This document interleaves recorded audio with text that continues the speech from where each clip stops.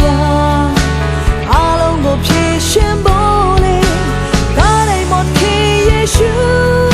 အသွေးတော်ကိုတော့ခန္ဓာကိုယ်စိတ်ရဲလန်းကိုသူပိတ်ဆို့ကောင်းကင်ရွှေပြည်လဲဖွင့်ခဲ့ပြီးယုံကြည်ရဲ့တဲ့အတွက်ထားရတဲ့ဆင်းလာပါချမ်းမိတ်ဆွေရဲ့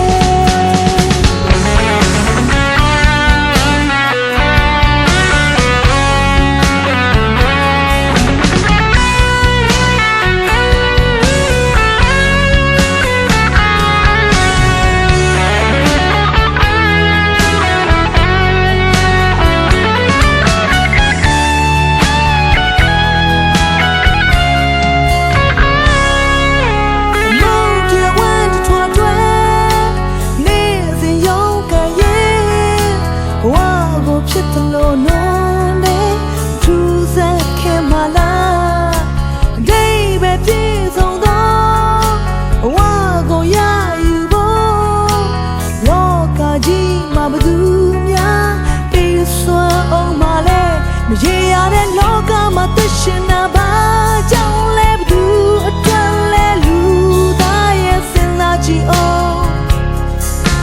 ကိုယ်တွန်းတဲ့သရှင်နေလား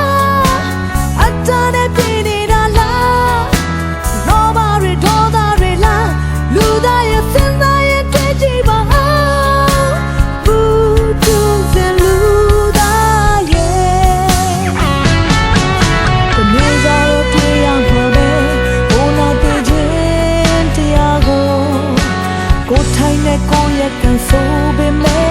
ရေလံကမလုံးရောက်နိုင်ဘူးလူဘဝရဲ့ပြေဝချွေးများအလုံးကိုဖြည့်ရှင်